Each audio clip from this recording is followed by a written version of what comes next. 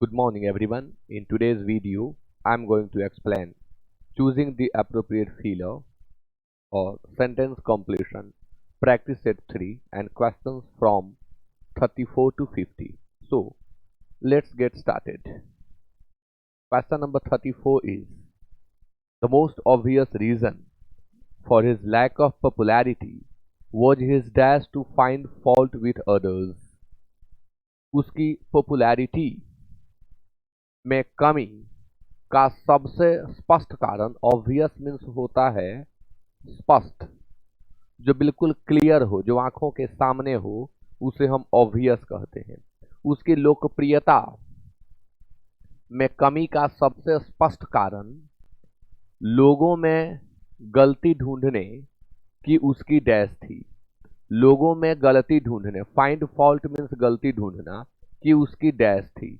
Propensity, प्रवृत्ति, प्रवृत्ति means it is a kind of regular habit, tendency, और habit आप इसके बदले यूज कर सकते हैं।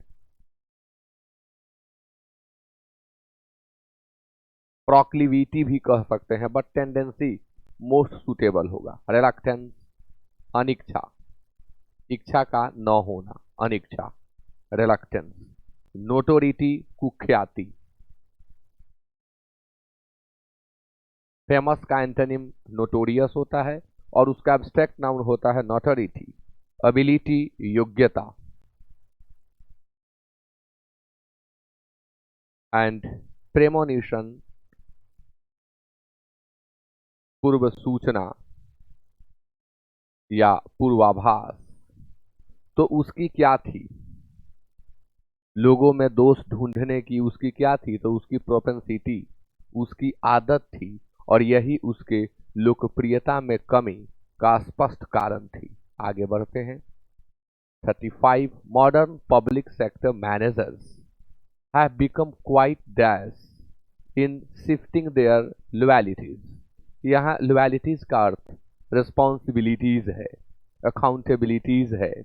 अपनी जिम्मेवारियों को शिफ्ट करने में आज के जो पब्लिक सेक्टर मैनेजर्स हैं वे काफ़ी डैश हो गए हैं, वे काफ़ी ओवर्ट हो गए हैं। ओवर्ट मीन्स होता है ओपन, इट मीन्स खुल्लम खुल्ला, इनेप्ट। अकुशल, लर्नेड, विद्वान, सभी शब्द एडजेक्टिव हैं। अडेप्ट, कुशल, निपुण, और इग्नोरेंट, अज्ञानी। अब यहां समझना है कि अपने लॉयल्टीज को शिफ्ट कर देना। शिफ्ट कर देना मतलब ये मेरी जिम्मेवारी नहीं है, ये फलां की जिम्मेवारी है, यानी उनकी है, मेरी नहीं है। इसमें आज के जो मैनेजर्स हैं वो काफी डैश हो चुके हैं। तो काफी क्या हो चुके हैं? काफी निपुण हो चुके हैं, काफी वो कुशल हैं इस चीज के अंतर्गत, यानी आंसर डी होगा। Question number 36. The conference was successful, your style of presentation was dash, everyone liked it. Your conference was successful, आपका कॉन्फ्रेंस सक्सेसफुल रहा। I am sorry, the conference was successful, conference successful रहा। Your style of presentation, प्रस्तुति देने का जो आपका style था वह डैश था, और हर किसी को रास आया, हर किसी को पसंद आया। कैसा प्रेजेंटेशन आपने दिया और वो देने का आपका तरीका कैसा था? वैल्यूएबल था, बहुमूल्य था। अब किसी काम को करने का तरीका बहुमूल्य नहीं होता है, किसी काम को करने का तरीका कठिन हो सकता है, बट यहाँ लोगों को रास आ गया, लोगों को पसंद आ गया। कंड्यूसिव मीन्स सहायक, वंडरफुल बहुत सुंदर, लाजवाब,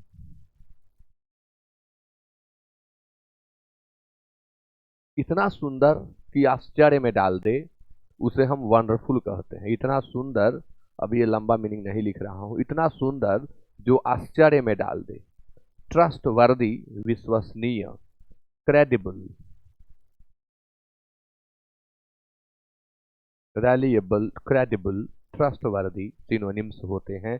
वंडरफुल होगा। कॉन्फ्रेंस सफल रहा। प्रेजेंटेशन का जो आपका स्टाइल था, जिस स्टाइल में आपने प्रस्तुति दी, वह वंडरफुल था और सभी लोगों को अच्छा लगा। तो आंसर डी होगा। A large crowd use to dash to listen to his speech. उसके भाषण को सुनने के लिए बहुत बड़ी भीड़ डैश हो जाती थी। भीड़ फॉलो कर लेती थी। फॉलो मीन्स अनुसरण करना या पीछा करना। फॉलो। गैदर, इकट्ठा होना। डिलीवर, देना या योगदान देना। डिलीवर, देना या योगदान देना। कलेक्ट,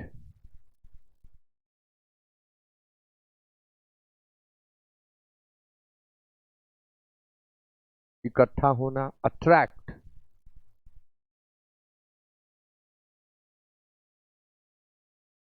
आकर्षित होना। अब एक समस्या है कि आंसर कलेक्ट दें कि आंसर गैदर दें। भीड़ के लिए तो दोनों का प्रयोग होता है। गैदर का प्रयोग भी हम करते हैं, कलेक्ट का प्रयोग भी हम करते हैं। गैदर और कलेक्ट में डिफरेंस क्या है? इन अ सिस्टमैटिक वे को हम कलेक्ट करते हैं, और इन एन अनयूजुअल वे और in a way that is not perfect, in a way that is not appealing को हम कहते हैं गैदर। भीड़ यूं ही इकट्ठी हो गई। भीड़ यूं ही इकट्ठी हो गई यानी भीड़ गैदर हो गई। और भीड़ किसी उद्देश्य के साथ अगर इकट्ठी हुई तो वो भीड़ जो है कलेक्ट हुई।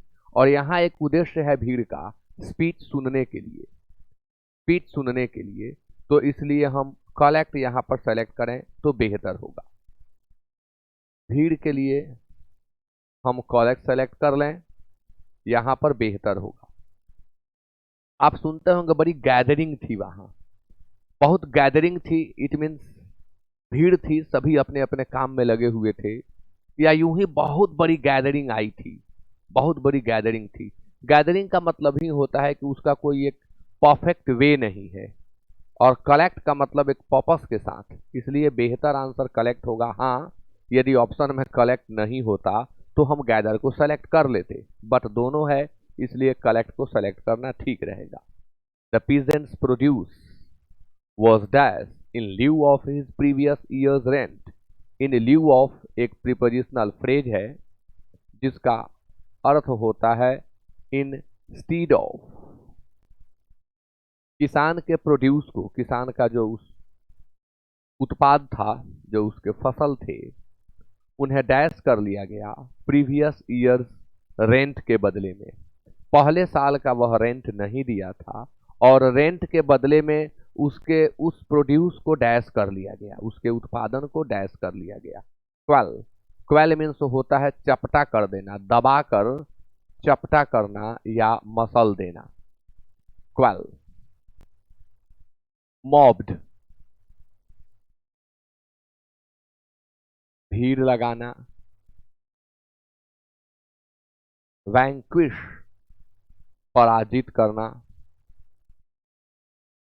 वैंक्विश, पराजित करना। कैप्चर, पकड़ लेना, अधिगृहित कर लेना। और कॉन्फिस्केट, जब्त कर लेना। किसान ने पिछले साल का रेंट नहीं दिया था, इसलिए इस बार जो उसका प्रोड्यूस हुआ उसे डैश कर लिया गया। क्या दें यहाँ पर? 12 मसल देना, चपटा कर देना दबाकर। मॉब, मॉब आप समझ रहे हैं, भीड़। भीड़ में जब एग्रेशन आ जाए, जब एग्रेसिवनेस आ जाए तो उसे मॉब कहते हैं। वैंक्विश, पराजित करना, तो एक ही शब्द तो है जो हो सकता है। कॉन्फिस्केट कर लेना, आधिकारिक तौर पर किसी चीज को पकड़ लेना, जब्त कर लेना, जिसके लिए एक सिंपल वर्ड जो खूब यूज में मिलता है वह है सीज। कॉन्फिस्केट का सिनोनिम होता है सीज। आंसर होगा E. Most of the issues discussed in the meeting were trivial and only a few were dash. Meeting में जिन मुद्दों पर चर्चा हुई उनमें अधिकांशतः ट्रिवियल थे, मामूली मुद्दे थे, जिनका लो इम्पोर्टेंस था, काफी लो इम्पोर्टेंस था, वे मुद्दे थे। और कुछ मुद्दे जो थे, सम अ फ्यू, कुछ मुद्दे जो थे वो डैश थे। यानी हमें बताना है ट्रिवियल का एंटोनिम। ट्रिवियल का एंटोनिम बताना है यहां पर प्रैक्टिकल, व्यावहारिक। प्रैक्टिकल, व्यावहारिक, कॉम्प्लेक्स, जटिल, इंटरेस्टिंग, रोचक, इरेलेवेंट, अप्रासंगिक, अप्रासंगिक और सिग्निफिकेंट, महत्वपूर्ण। सिग्निफिकेंट का सिनोनिम होता है इंपॉर्टेंट और ट्रिवियल का एंटोनिम होता है सिग्निफिकेंट और इंपॉर्टेंट। यानी मीटिंग में बहुत से मुद्दों पर चर्चा हुई, अधिकांश मुद्दे ट्रिवियल थे और कुछ ही थे उनमें जो महत्वपूर्ण थे, यानी सिग्निफिकेंट थे या इंपॉर्टेंट थे। Next question. Many times newspapers dash the news to make it sensational. सनसनीखेज या न्यूज को संवेदनात्मक, रोंगटे खड़े कर देने वाले न्यूज के रूप में बदल देने के लिए अनेक बार न्यूज़पेपर्स न्यूज को डैश कर देते हैं। न्यूज को क्या कर देते हैं? न्यूज को डिस्टर्ब कर देते हैं, यानी न्यूज में रुकावट बन जाते हैं। जी नहीं, ये नहीं होगा। रुकावट बनना, डिस्टर्ब करना, परेशान करना। डिवैल्यू, महत्व घटाना, कीमत घटाना। डिस्टॉर्ट,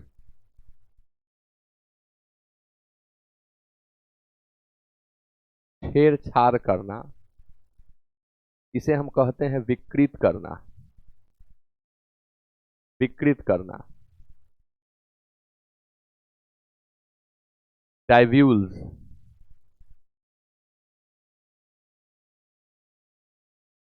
रहस्योद्घाटन करना, यानी रहस्य को खोल देना, राज को खोल देना, डाइव्यूल्ज है। और डिसफिगर, छवि या रूप बिगाड़ना।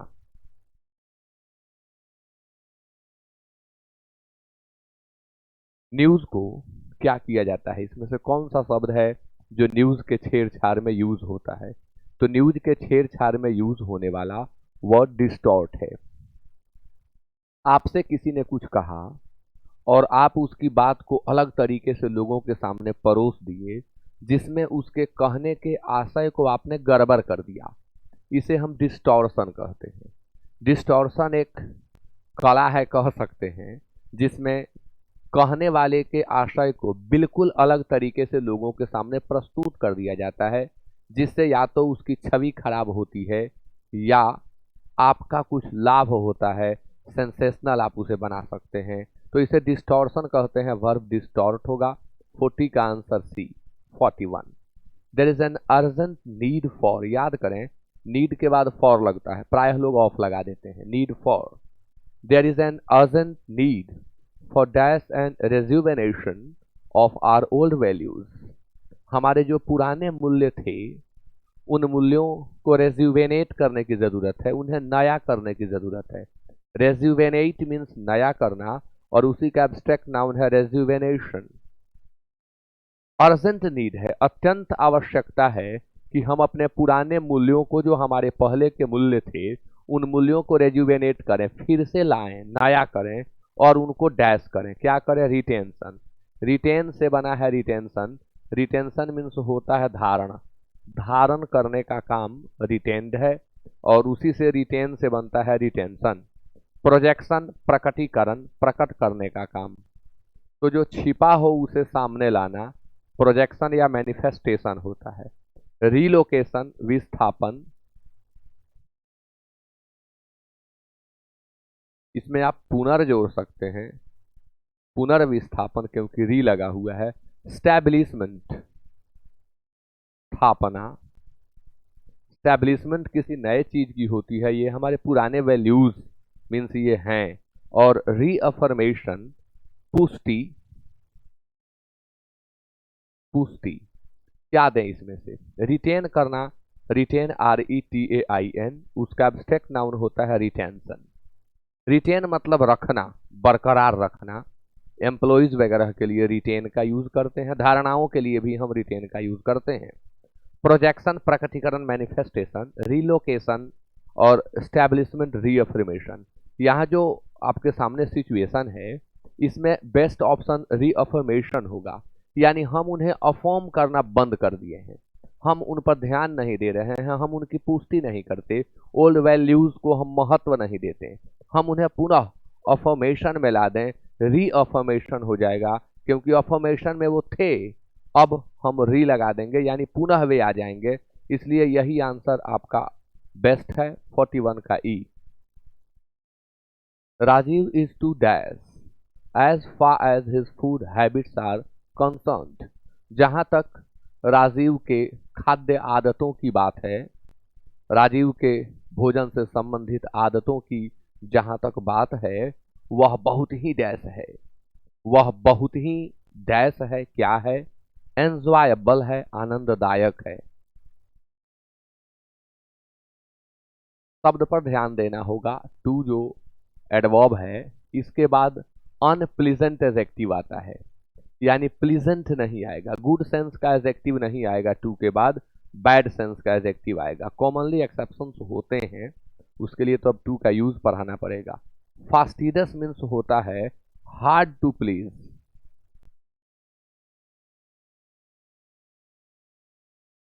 One who is hard to please is called fastidious. Fastidious वे लोग होते हैं या वह आदमी होता है जिसको आप कुछ भी ला करके दे दें बट वो प्रसन्न न होवे, उस तरह के लोग को हम फास्टिडस कहते हैं। एंड क्यूरियस उत्सुक, जिज्ञासु, उत्सुक, क्यूरियस।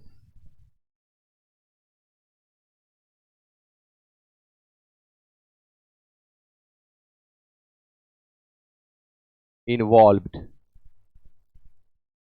संलिप्त, इंटरेस्टिंग, रोचक, इंटरेस्टिंग रोचक क्या होगा, फास्टिडस होगा। उसकी फूड हैबिट में वो बहुत ही डैश है, यानी फास्टिडस है, क्योंकि आप उसे कुछ भी देंगे ना उसकी बड़ाई नहीं करेगा, उसकी प्रशंसा नहीं करेगा। ऐसे लोगों के लिए ही वर्ड होता है फास्टिडस।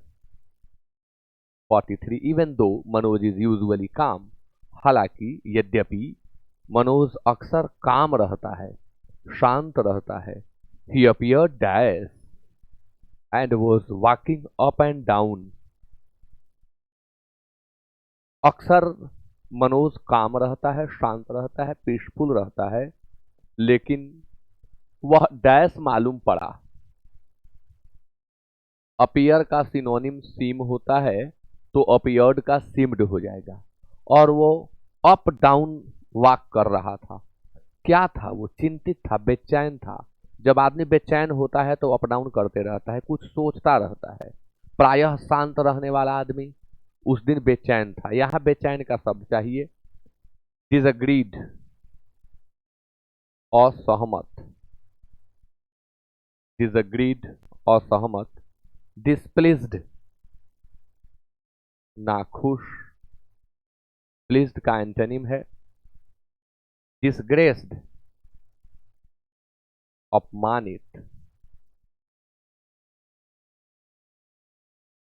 डिसकॉन्टेंटेड, कॉन्टेंटेड का एंटोनिम है असंतुष्ट, अतृप्त। और डिसकंसर्टेड, बेचैन,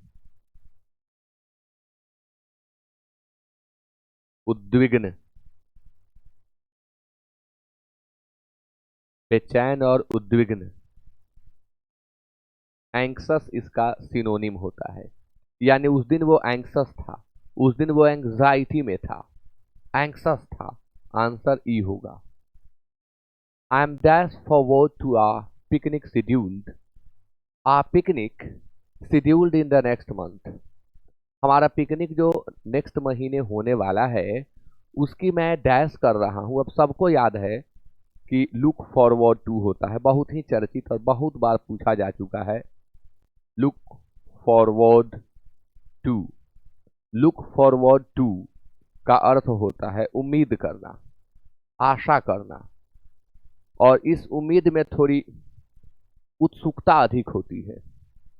उस चीज को पाने की, उस चीज के उस समय के आने की बहुत उत्सुकता होती है, वहां हम लुक फॉरवर्ड टू का प्रयोग करते हैं। I am looking forward to होगा, फिक्स है, लुकिंग फॉरवर्ड टू। इसके बाद अगर हम वर्ब यूज करें तो वह जेरंड के फॉर्म में होगा। लुक फॉरवर्ड टू के बाद हमेशा जेरंड आता है। आगे, they decided to dash down their original plans for the bigger house and make it smaller.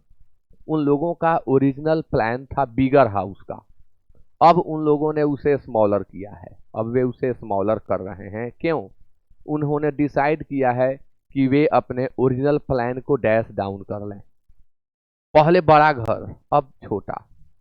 यानी उन्होंने जो अपनी सोच बना करके रखी थी, जो प्रोग्रामिंग थी, जो प्लानिंग उनकी थी, वो कम हुई, छोटे रूप में आई। तो देखना है यहाँ पर डाउन पहले से लगा हुआ है, क्या वर्ब यूज करें कि वह छोटा लघु रूप को व्यक्त करने लगे।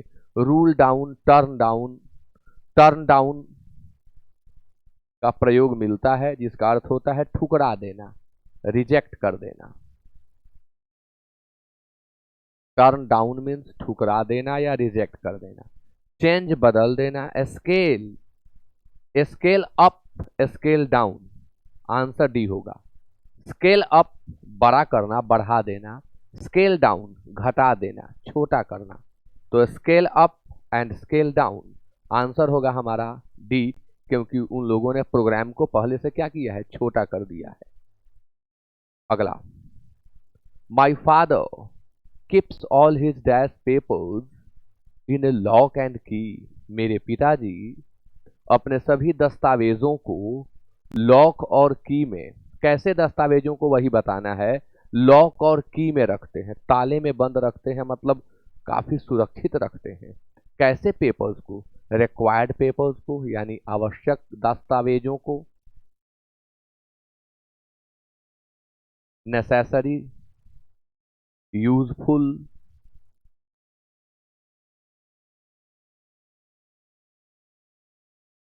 Confidential, enclosed.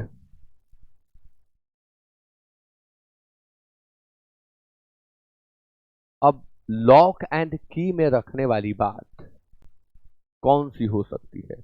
नेसेसरी पेपर्स भी हो सकता है, रिक्वायर्ड पेपर्स तो नहीं होता है, बट नेसेसरी पेपर्स होता है।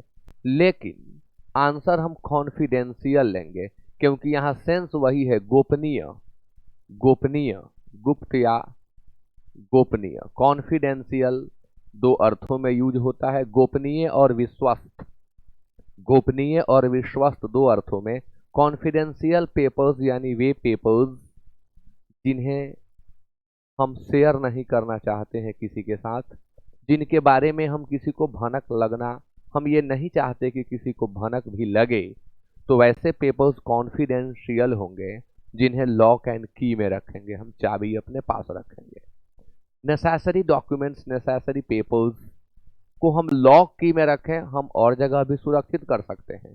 लॉक की का वर्णन यह संकेत दे रहा है कि आप कॉन्फिडेंशियल यहां फील करें। Everyone knows that he is not dash to hard work. हर किसी को मालूम है कि उसे कठिन परिश्रम की डैश नहीं है, वह कठिन परिश्रम के लिए ट्रेंड नहीं है, एकस्टम्ड नहीं है, विलिंग नहीं है। तो एकस्टम्ड मीन्स होता है अभ्यस्त, विलिंग मीन्स होता है इच्छुक, इच्छुक। सुटेबल उपयुक्त, एडिक्टेड लत, आसक्त। एडिक्टेड का प्रयोग हम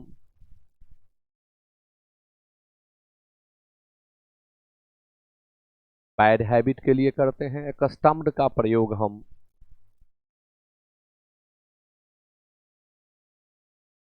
गुड हैबिट के लिए करते हैं। बात हार्ड वर्क की है, हार्ड वर्क गुड चीज होता है, एकस्टम्ड का यूज करें। और अगर जनरल आदत की बात करें तो हम यूज्ड टू का प्रयोग करते हैं। हैबिचुएटेड टू भी यूज होता है। The supreme court had recently dash the government from implementing the finance commission report. Supreme court ने हाल ही में सरकार को फिनांस कमीशन रिपोर्ट लागू करने से डैश किया है। In view of adverse economic, यहां हमारे टाइपिस्ट से गलती हुई, adverse economic situation in the country होगा। Adverse economic situation in the country. Supreme Court को ऐसा लगा कि इस रिपोर्ट को लागू करने के बाद देश में आर्थिक स्थिति प्रतिकूल हो जाएगी, एडवर्स हो जाएगी। इसलिए सुप्रीम कोर्ट ने मना कर दिया था सरकार को कि वे इसे लागू न करें। तो अब हम क्या यहाँ एब्सटेन, परहेज करना, ये किसी आदत संबंधी चीज के लिए एब्सटेन का हम यूज करते हैं। परहेज, मैं इसे परहेज करता हूं, तो एब्सटेन यहां नहीं होगा, परहेज की बात यहां नहीं हो रही है। एब्सटेन परहेज करना। अच्छा, इम्प्लीमेंट, तो इम्प्लीमेंट मीन्स होता है लागू करना। एडवर्स प्रतिकूल बोल चुका हूं। अवॉइड बचना, खुद पर लागू होने वाला शब्द है। डायरेक्ट दिशा निर्देश देना। अब डायरेक्ट के बाद फ्रॉम का यूज नहीं होता है, इसमें कहीं फ्रॉम था, फ्रॉम डायरेक्ट के बाद नहीं लगता है। दिशा निर्देश देना। विथहेल्ड रोक देना। किसी चीज, किसी परिस्थिति को होल्ड कर देना। और रेस्ट्रेन करने से रोकना।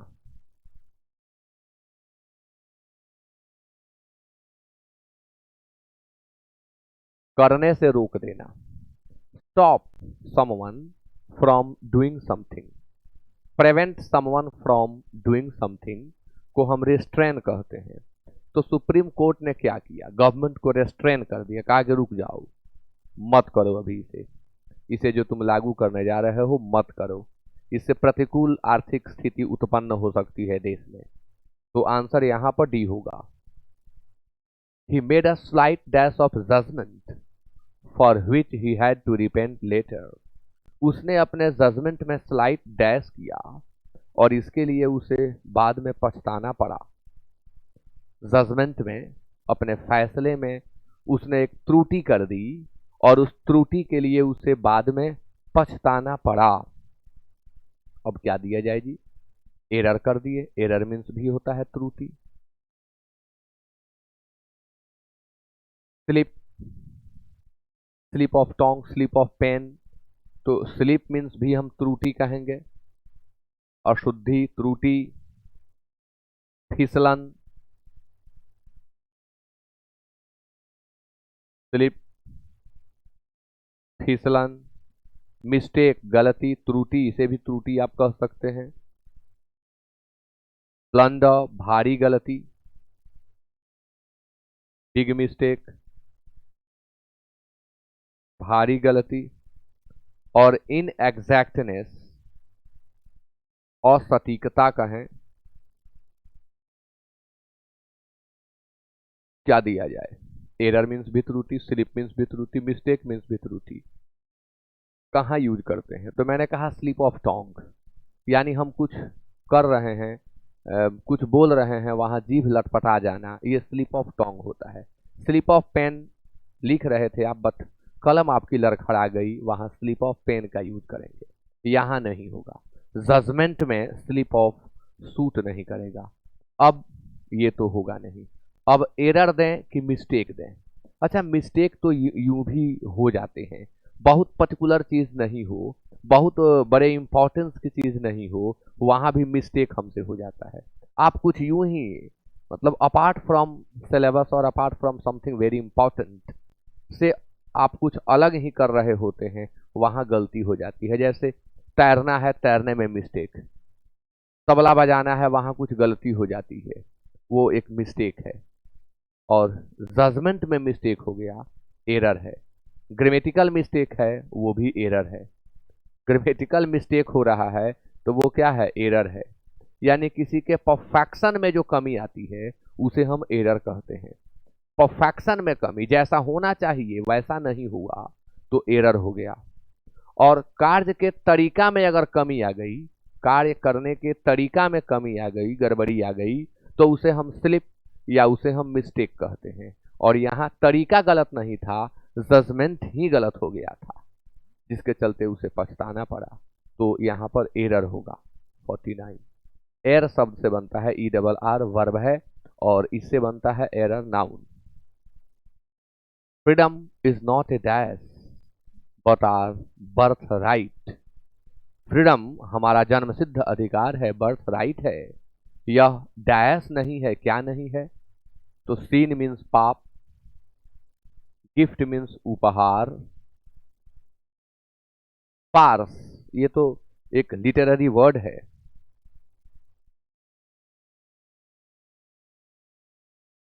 पार्स लिटरेचर में यूज होने वाली एक चीज है, यहां होगा ही नहीं।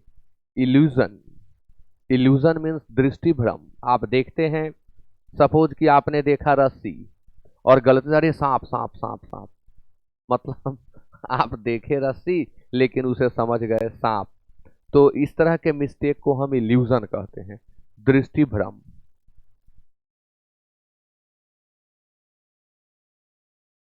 दृष्टि भ्रम। प्रेजेंटेशन, प्रस्तुति, ये तो आंसर दिख रहा है कि आजादी हमारा बर्थ राइट है, यह उपहार नहीं है। आजादी हमें उपहार, ये उपहार नहीं है, यह हमारा जन्म सिद्ध अधिकार है। जन्म से ही यह अधिकार हमें प्राप्त है। तो हम लोग कंप्लीट किए सेट 3 को, प्रैक्टिस सेट 3 कंप्लीट हुआ। और इसके आगे अब प्रैक्टिस सेट 4 के वीडियोस को मैं पार्ट पार्ट करके दूंगा। थोड़े कठिन होते हैं ये चीज़, और बहुत कम लोग इसमें रुचि दिखा पा रहे हैं। तो जो भी लोग मुझे देख रहे हैं, शुरू से अंत तक जो लोग वीडियोस को देख रहे हैं, ये एक बार कमेंट करके ज़रूर बताएं, कमेंट जरूर करें, वीडियो को लाइक ज़रूर कर दें, और पढ़ने वाले लोगों में शेयर जरूर करें इसे। कमेंट करके ज़रूर बताएं कि आपको वीडियोस कैसे लगते हैं। कुछ कमी हो तो आप जरूर अपना सजेशन दें, मैं उसका वेलकम करूंगा। And with that it is over. Thank you so much for watching the video till the end.